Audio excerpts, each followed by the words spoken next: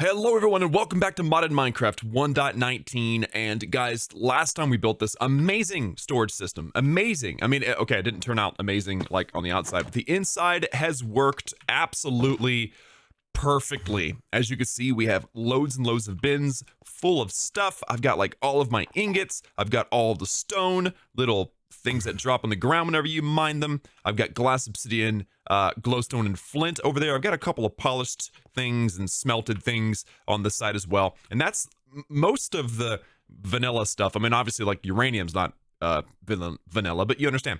And then the other side, we have a lot of mechanism stuff. So we have all of the different control circuits, all the different alloys. We have various types of pipes and things. I'm not sure if these are all going to stay in here, but for now, that's where they are. Some of the sophisticated alloys, and we have the wood, and then like the nether area, the end area. And I just didn't know where to put tough and mud, so that's where they ended up. But this is, yeah, this is the system. And then, of course, we've got, I don't know, the emeralds are not that great. But I kind of thought that the green and the purple at the end of the room kind of looked nice. Plus, how often do I really need emeralds and amethyst, right? I mean, it's very rare. So those are there. And then in this chest, this is kind of like the dump chest for other nether stuff. So this is the system, and it works absolutely perfectly. Now, I did have to make an adjustment. So if I put something in this dump chest here, it goes off into the system. But what I didn't realize is that there must be a maximum radius or distance that this thing can push items. Because if I was to put like my configurator in there, for instance, and of course, all these bins are taken up with things that are not configurators. And so ideally, it would go through this restrictor transporter, which basically says, go through this if there's no other option. And then come into this chest here, which is kind of like my random stuff chest. I'm still deciding on what I want to do with it, but it wouldn't work for some reason. And I think I figured out why. And all I did was I dug down and I connected these pipes with this pipe, and I shortened the route so that it didn't have to go, like I just didn't have to go from here around all the way to get to here. All I did was connect the two on the end, and again, it shortened the route. So the furthest distance away is technically this this tough. And so if I just wanted to show you guys that this in fact does work still, I can throw that in there and boom, it goes through the system and it will eventually show up over there. Now I could upgrade these basic logistical transporters to an advanced or elite or whatever and speed up the process of this happening, but I really don't care all that much. I'm not going to sit here. If I'm in a hurry, I'm not going to sit here and just dump stuff. All right. I've got more important things to do than sit here and watch things go.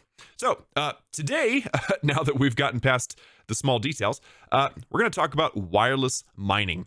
And you guys already know the main subject of this is the digital miner, which is my very best friend in the entire world. But we have other things that I didn't write down. Well, one of them I did write down, the quantum entangler. I'll explain what that is in a moment. And then, of course, a teleporter, which is actually in two parts. So let's begin by creating the teleporter, okay? The teleporter, and this is a portable teleporter. The portable teleporter will allow me to teleport across the map using power.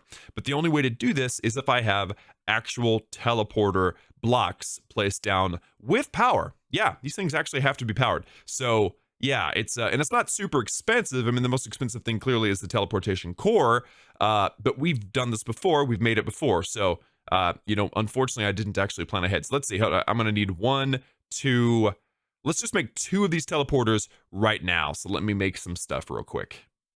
So I've actually got enough stuff in my inventory already, including the various atomic alloys and things to, I think the limiting factor actually is the lapis, but I can make 16 of these teleportation cores. I'm going to go ahead and just make 8 of these.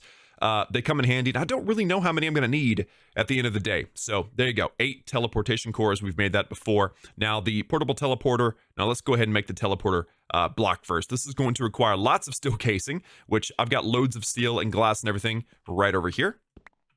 And I think I'll go ahead and just make 16 of these because, again, I don't know how many I'm going to need today. And I use them all the time, so why not? And now I just need a whole bunch of these basic control circuits, which I should have loads of them right here. By the way, I really wish that there was a way to maybe like redstone activate these to where it always leaves one in there. but it doesn't. So I just basically just separate one off and put it back in there. That way the system stays intact. But because if you do that, and then you throw something like the configurator in this chest, it will go into that bin. It won't go into here because this restrictive transporter, yeah, it only allows stuff to come in here if it can't go anywhere else. So, okay, we are good to go there. Let's make a couple of these. I guess I'll just make 2 of them because, like I said, that's all I think I need. Super simple, super easy, and no problem whatsoever. Like I said, I actually have to have power. So if I actually go over to my house, I'm really curious if, well, actually, I don't think that, yeah, they do have a little internal battery, but I'm just not sure if I'm able to charge them up by standing here. Okay, I just heard the machines out there stop working. So does that, because it actually worked for a while. Yes, okay, so I've got 5 million joules in this teleporter, and that's actually quite a bit. I mean, this ultimate energy cube has 256 megajoules, but hey, that's a start, right? So I'm gonna take this, and just to confirm, I believe I have 5 megajoules in this one as well. Now, the amount of power that this thing will use up is based upon how far you're gonna teleport. So I'm not entirely sure how long it'll last on its internal battery, but that's what I'm going to depend on at first. Now, the next part of this whole thing is the portable teleporter, which means I can actually use this thing, because it has an internal battery as well, to teleport to these teleporters. So I don't necessarily have to be on top of one of these to teleport to the other place. It's actually kind of amazing how the system works. So let's first make a few of these tablets. I guess I only need 2 of them. Not too bad. By the way, I didn't actually mention this, but I did move all of these machines inside of the building. I've got my charge pad there and everything. The farm with the melons is in the same place. But yeah, it's kind of nice having all this so close to home. So now that I've got that done, I think I've got enough of these. Let's make a few of these energy tablets. And we can go ahead and make the portable teleporter. Super easy, 2 energy tablets, a teleportation core, and 2 basic control circuits. Now, I can't use this thing until I actually charge it up. And you can see that little green bar down at the very, very bottom, moving along very nicely. We have a pretty good power system now set up. It's really, really great. And once that is fully charged, there we go. We now have a megajoule of power in the portable teleporter. So I think I'm gonna put my teleporter right here in the center of the building. There's not a perfect center because this is an even number of a build, but it is a building, and I'm gonna set this to home. All right, and once that is set, it says there's no frame. If you actually build the actual frames, then it turns into what looks like maybe like a nether portal or something, where you can just literally walk through it. But because it has no frame, this is just working as kind of like a spot where I can teleport to. So like if I go outside, and I've got to right click it and tell it that I own it. There you go, now I own it. And now if I'm facing this way, I'm going to click the portable teleporter with my right click, select home, hit set. So now it knows where to go, and hit teleport, and bam, there we go. All right. And I'm able to teleport home from literally anywhere, but that did use about 1,000 joules. Not bad, but I didn't go very far. So I'm concerned that I'd have a really hard time getting back with the amount of power that I have in the system. And actually, that didn't use up any of my teleporter's internal battery. So maybe it only uses the internal battery if you don't use the portable teleporter. I'm not sure. There's no harm in charging this up, although it didn't use it right now. And I just realized I could easily connect this one to the power network. So could totally do that when the time comes.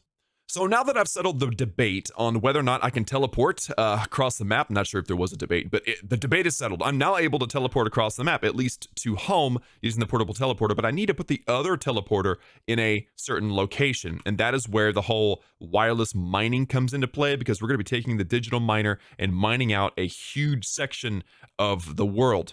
And that means I'm going to want to be able to teleport to and fro that location, hence the second teleporter. But here's the issue. The issue is the digital miner is going to be far away. I'm not going to be able to connect it to the power network, and I'm not going to have anywhere to put the stuff. I mean, I could bring an ultimate energy cube and bring this personal barrel and manually lug stuff back and forth between the digital miner and where it's mining and my storage system. But how much better would it be if I could just wirelessly power this thing, and I could wirelessly transfer all of the stuff? And yes, that is what this thing can do. The quantum entangleporter is a highly advanced block capable of transmitting any practical resource across long distances and dimensions. Yeah, so we can actually use this thing, a quantum entangleporter.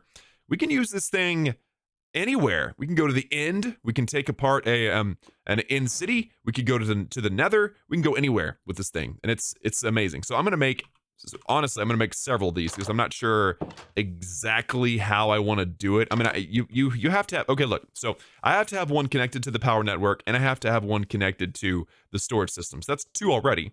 But I'm not entirely sure if I can transfer power and items to and from the digital miner at the same time with the same entangleporter, right? So that's kind of the issue I'm foreseeing. So I'm thinking I'm going to need 4 of these things, which means I'm going to need quite a bit of resources. Now, I do have a fair amount of these lovely little refined obsidian ingots, so I can just, like usual, take one out, place it back. I've also got all the atomic alloys in my inventory. That's really the main 2 things. But we do have this ultimate control circuit, which you guys probably saw over here. I don't remember if I've made one of these, so I'm going to make them right now on camera. So first of all, take out all that and have all the stuff that I need. Now, how many am I going to make again? I'm going to make 4 of these, which means I need 8 of these ultimate control circuits. I've got 1, but that's a placeholder, so it doesn't count. So I need to make 8 of these things. And it all starts with a basic control circuit and some infused alloy, which, darn it, I need a little bit more infused alloy. So I picked up quite a bit of infused alloys. So the way you make the ultimate control circuit is you have to tech up a basic to advance, and advance to an elite, and elite to an ultimate. And the way you do that is use infused alloy, and then use reinforced alloy, and then use atomic alloys. So really, really simple. I'm going to make 8 of these babies. Real simple. Then I'm going to put these away, put those in their place, and then use the atomic alloy. I'm sorry, the reinforced alloy to make 8 of these babies.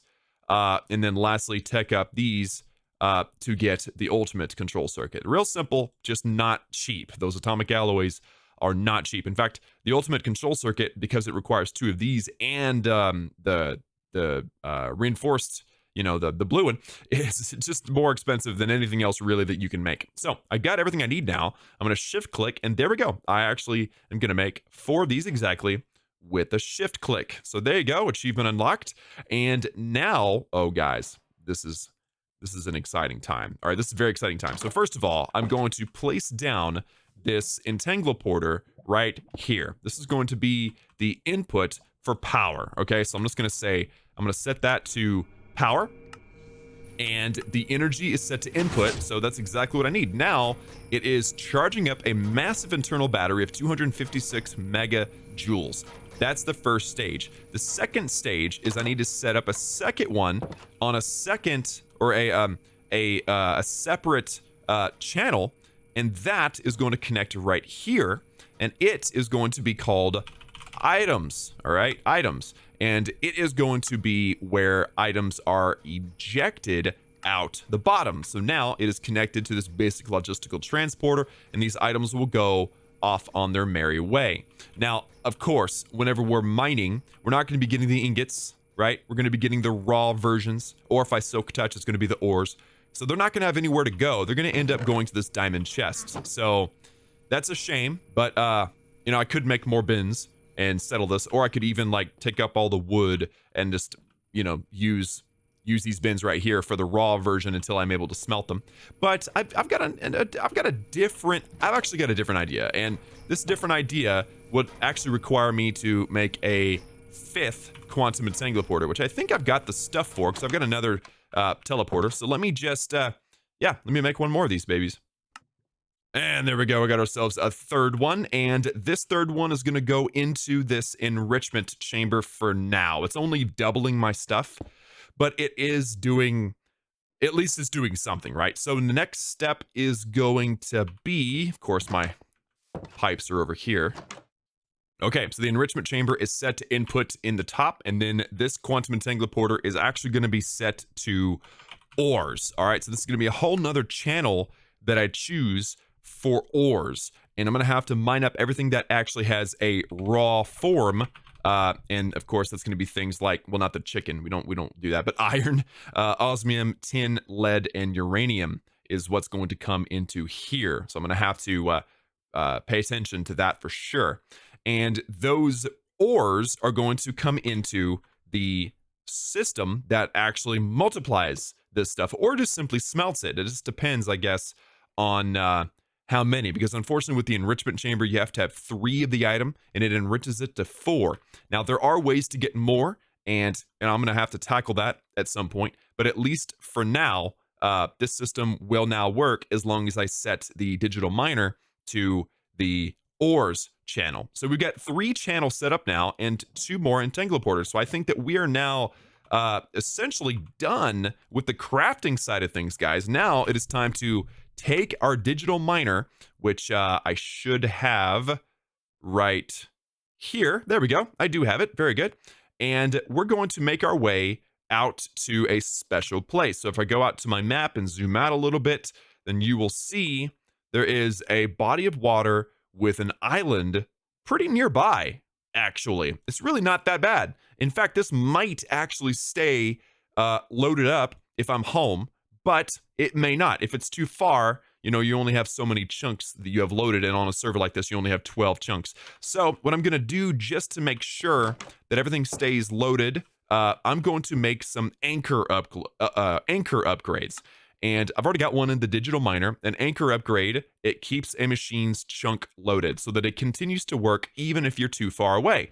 That's super important. And the way that you make an anchor upgrade is all you have to do is have diamond dust with glass and infused alloy like any other upgrade. It only takes 1. And what I like to do is I like to put them in each of the quantum entangleporters. So I've made 5, so I think it stands to reason that I should make 5 of these anchor upgrades and just slap them into each of the quantum entangleporters. 5 diamonds into the crushers, that gives us our diamond dust, no problem. I don't have any glass on me, but, you know, we're one step closer. Shift click, and there we go. We're going to make 5 anchor upgrades. Now, of course, again, I can't hold them in my inventory, which is unfortunate. Or I can, they just don't stack, which is a terrible thing. But there we go. Okay, and now the last step is to apply at least 3 of them to the quantum entangleporters that are going to be pretty much in place for a very long time. So just shift right click, and there you go. This chunk is now loaded. And if I look at my notes, because I always forget how to do this, yeah, if I hit F3G, then it shows the lines for the chunks. And I love this. This worked out perfectly, that this quantum entangleporter will actually keep this entire farm chunk loaded, even if I'm not home. So that means that even if I'm not home, as long as I'm on the game, this farm is going to be operating and producing loads and loads of ethylene. In fact, I've got 796 melons kind of sitting and waiting. So this was probably not necessary, but I do want it to produce power even if this chunk is not loaded. So that's pretty awesome.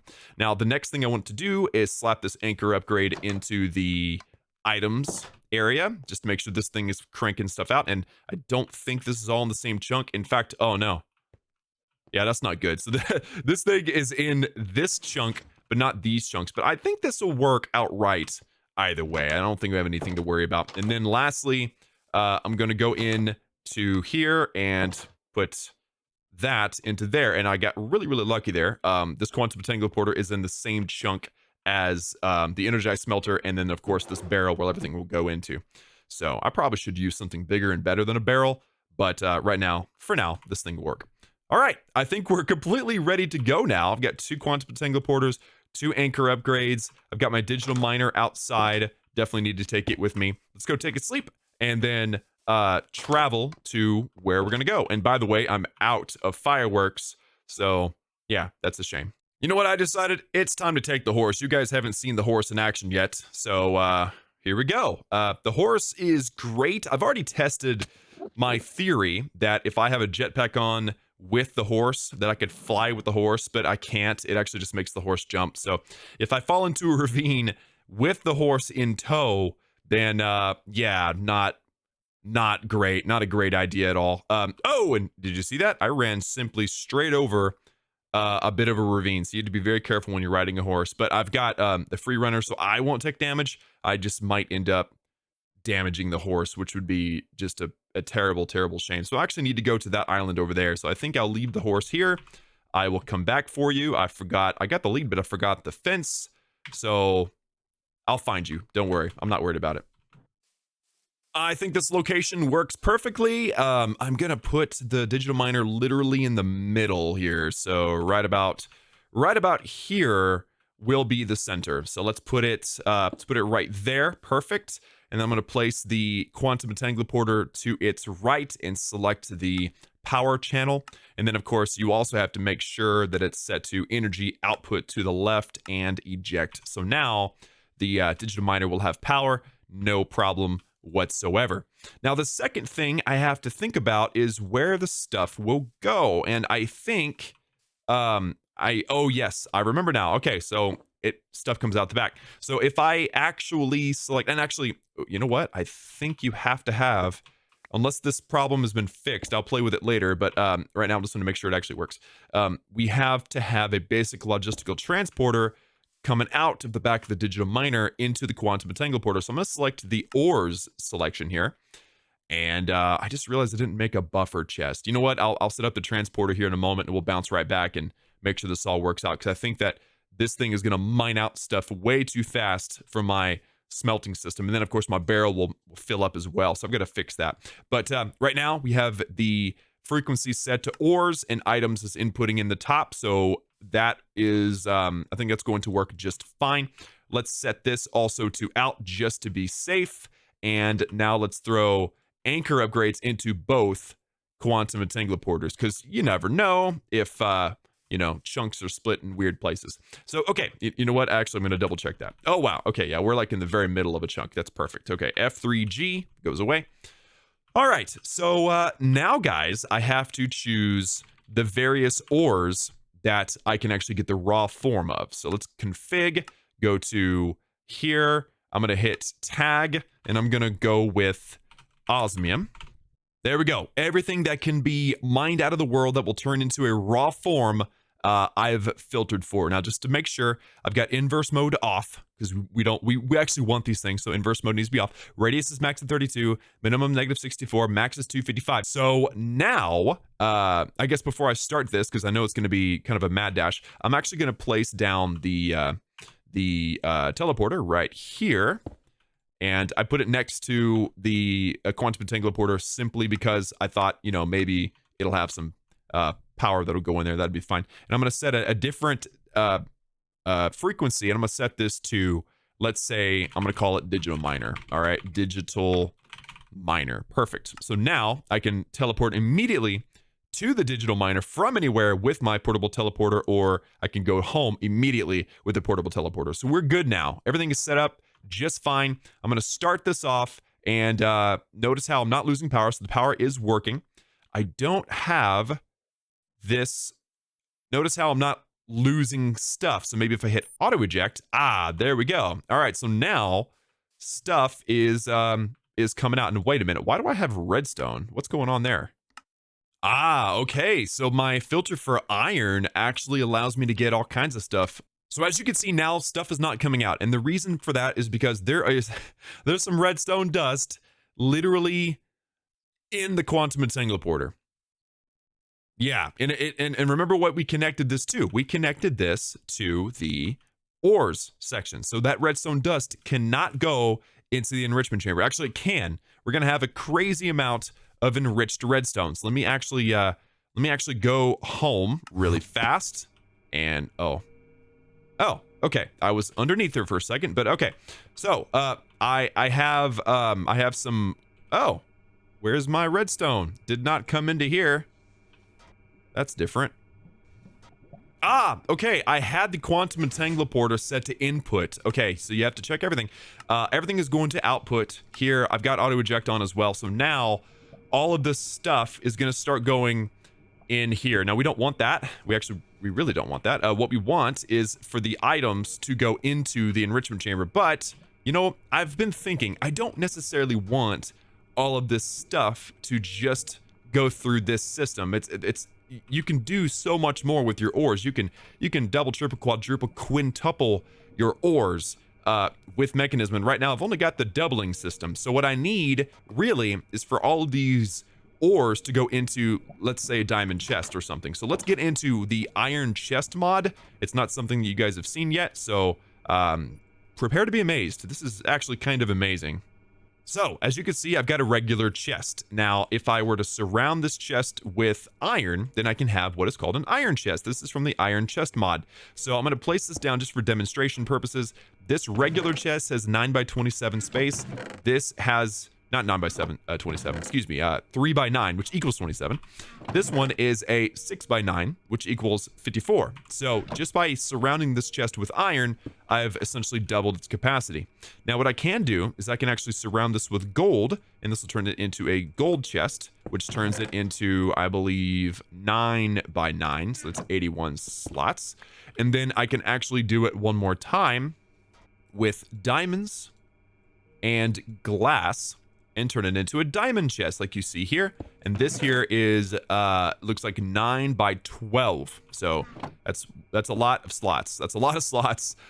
We can hold a lot of stuff now. So I'm gonna place this down, and I'm gonna put this stuff up here in this chest. That way I can just kind of load it and then set it wherever I feel like going with it later on. So let's send the items out to the left. There you go. And now this diamond chest will begin to fill up with ore.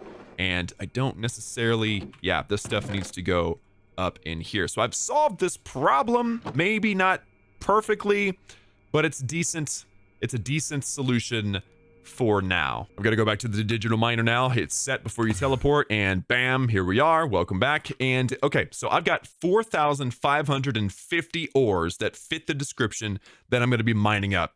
And you can see it's relatively fast, but I mean, 4,000 something items is going to take a long time. And this isn't all of the items that I want. In fact, this is just scratching the surface of all of the items that I want. In fact, I'm eventually going to want to mine everything within a 64 block or 32 block radius of the center all the way around. So what this is going to end up looking like is a giant hole in the ground with water falling into that hole in every direction. I think it's going to be really cool. And it will give me a crazy amount of building material. So unfortunately, horses, y'all are in the wrong place. I'll take your leather though. Wow, literally only got one leather from killing 3 horses. I don't know what their problem was, but okay. So the digital miner will be running and doing its work. Now I need to go find my horse, unless I lost my horse because I didn't actually name it. Oh no. Oh no, I see it over there. Okay, I'm gonna ride my horse back. That way, you know, the horse isn't stuck over here. And then it's kind of a waiting game at this point. We have here, let me just check this off because this is a big deal. We have finished wireless mining. Now that digital miner will operate, just making sure I used up all my anchor upgrades there. My digital miner will operate wirelessly and automatically and send stuff where it needs to go forever. And it's just amazing. So now it's kind of a waiting game to wait for this machine to do the work. And in the meantime, I guess I will, I don't know, burn some time somehow. Think about future episodes. Dream up designs. If you have any ideas, by the way, don't be afraid to post them down below in the comments. And also, if you are interested in playing on the server, I don't say this every episode, but if you're interested in playing on the server, this is a multiplayer server. There are several people on the server already that are playing along. If you're interested in playing, then do become a gold member, and then you can follow the link in the description of the first video, the first episode, and that will give you access to information on how to mod, and then I can give you access to the, it's not a mod pack, but it's like a zip file that I've created with all the mods. So anyway, there you go. The horse is back, and this poor chest, I bet you is going to hit critical mass like in no time. I'm actually quite concerned that I'm going to need to do some work very, very soon. I've come up with a solution. All right, so I'm accumulating crazy amounts of stuff way faster than I ever wanted. I don't need a lot of copper. I don't need a lot of tin. A lot of everything else is fine, but I don't need the copper or the tin. So what I'm going to do is, and by the way, I made another quantum entangler so that whatever gets smelted goes into the barrel and then immediately goes back into the items area and gets sorted out over there. So, logistical sorter. We've used these in, I think, the digital miner as we made it, but we've never actually used logistical sorters. So the way they're made, easy pistons, basic control circuits, and iron. I'm going to make 2 of these. And I know they don't stack. Yeah, they don't stack. And I'm going to use this to pull items out of this chest and send them on a certain course. And so right now, let's place this down just like so. And of course, it's going to want to dump items down here. So I'm gonna have to tell none, like all of these machines have to be told not to interact on the top, right? So let's turn this off. Oh my goodness. Okay, and I'm okay with the enrichment chamber getting these particular items. Okay, so I want the copper and I want the tin. So I'm going to tell this logistical sorter, hey, you can allow raw copper and you can allow tin to go through, but you can't allow anything else. And well, that's what's going to happen now is that all of the copper and all of the tin that comes into this chest is going to go down and over toward the enrichment chamber. Meanwhile, now I can reconnect that logistical or that quantum entanglement porter over to this chest so that it can continue to work. So automation at its finest. I know it's not pretty, but this isn't the permanent system, trust me. And now let's go back to the digital miner and see if it's gonna interact with me or not. Yeah, I'm having some server lag here. Okay, so now I am mining up raw substances, all kinds of raw substances. They're going immediately into the quantum entanglement porter over to the system where it either smelts it at doubling the ores, or it is holding it in a diamond chest to prepare for my tripling system, which I'm sure I'll end up doing in the next episode. So right now, yes, loads and loads of copper, loads and loads of tin. We'll be saving the osmium, the uranium, the gold, and the iron for future use, which I think is pretty awesome. You can see this copper going basically through the enrichment chamber into the smelter and then into the barrel where it's going in and out so fast because it's going straight through into the entanglement porter. It comes through here and into here where it's going into this copper ingot bin right here. Absolutely perfect, guys. So now the system is automatically working. We're getting everything that we need to get for now anyway.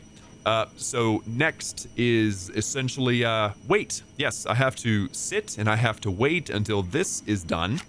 And then I change gears and I start grabbing everything. Literally everything else is going to come out of here. So it's going to be a big waiting game, guys. I'll bring you guys back in once there's something cool to show, but this pretty much covers it. Now it's time for me to just like tab out, let the program run for a while, let the game run, and yeah, just accumulate stuff. I mean, how great is this? And here I am, guys. It is roughly 24 hours in real time, in real life, and the hole is definitely in the middle of being dug. Now, I've made a few changes. Let me go into hover mode so I can actually show you guys. I've actually stacked 2 digital miners on top of one another. And the way it's working is I've got 2 quantum entanglement porters that are sharing power with the digital miners. And then I have a single quantum entanglement porter that's handling all of the items. Now, this works fairly well whenever I am, you know, over here because there's less competing stuff happening over there. But this thing still has a hard time cranking out and ejecting all of the items. Now, my power system seems to be able to keep up just fine. Ideally, I would have more melon plants, but besides that, I mean, it's not that bad. And the bottom one is actually doing a great job of emptying out. So it's definitely got a priority based on whatever's closer to the quantum entanglement porter. At least that's how it seems. So as you can see, this one is working on 120,000 blocks, and then this one is actually working on 135,000. I've already timed it, and each digital miner can crank out 9,000 blocks per hour. So that means that if you were working on, let's say, what the original digital miner by itself was doing, 500,000 blocks. I mean, that's over 48 hours of in real life time. So in order to, you know, speed things up a little bit, I've doubled up my digital miners. I'm hoping to have this done by this evening. It is a long and tedious process. Now, it's amazing, actually, what you can see over here. If you actually look, I'm going to put this on hover mode. You can see this thing is working. It's a little dark, but you can see it. And it's kind of amazing how deep this is, too. So let me go into fall mode. Free runners saved my life every single time. And yeah, I'm literally standing on top of bedrock. And you can see there's lots of gravel and stuff hanging around. And that's because it's the digital miner mines from the bottom up. So whenever it mines the bottom of these blocks of gravel, the rest of them fall naturally due to the gravity effect. and then the digital miner loses track of where the gravel happens to be. So you actually have to run the digital miner multiple times to pick up all of the different layers of gravel, because that will theoretically only pick up the very bottom piece each time it's ran and then restarted. So just a heads up for things like gravel and sand, and like obsidian. Even like if you put some water on top of this lava, it'll turn the source blocks that it can reach into obsidian, but then the lava beneath it will turn into obsidian. But the digital miner won't grab that second layer of obsidian unless you restart it after it's already turned into obsidian. So just a heads up and pro tip on the digital miner. So it is working. It is about halfway done, maybe a little bit more than halfway done. I expect this to be over with and done by this evening, late this evening, as long as these two things keep working and my power system keeps up. And assuming this doesn't, bottleneck itself. And unfortunately, this is the digital miner that needs to empty out more blocks, but it's still a big deal. So you know what? Let me head back home now so that I can show you guys some changes. So I have went ahead and processed all of these raw forms into ingots, and it's beautiful. It really is, like, really pretty. Osmium, lead, uranium, gold, and iron. It's really amazing. I haven't ejected them over to over there because the items channel is really, it's busy, right? So I don't want to clog up the system anymore. It's fine if this stuff sits in the chest for a little while. I also added the purification chamber, which uses oxygen to purify the raw forms and essentially triples your stuff. So if I go in and show you just how this is made, it's just another step in the ore processing system. Infused alloy, osmium ingots, advanced control circuits, and enrichment chamber. It's not difficult to make at all, and it is so it is where the ores will go in. It'll process through the purification chamber into the crusher, into the enrichment chamber, into the smelter, and into the chest. So I'm not going to make a video all about that because it's literally just one little machine. The only other change that really is important to me is the fact that I had to adjust the pipes in here to keep up with the amount of items coming into here. I put in advanced logistical transporters to the cobblestone, dirt, and cobble deep slate, just to make, because if you upgrade these, the items flow faster. I don't know if you could tell, but it's literally doubled as fast. So I was having a problem with this chest filling up, but by bringing in and upgrading these logistical transporters, I was able to empty out these chests even faster. In fact, this chest is probably not even necessary now, but it's always good to have a buffer. So it is working, guys, and I am done for the day. I'm going to let this thing run for another day or so. So stay tuned for next episode where you guys will see the full hole in the ground, or not. I might film before it's done. Who knows? I've got some stuff I want to get done, some adventures to get up to, and machines to build, and buildings to build, and all kinds of fun stuff. So if you're enjoying the series, do consider subscribing and liking and all that stuff, and stay tuned for the next one. Thanks for tuning in, and I'll see you all next time.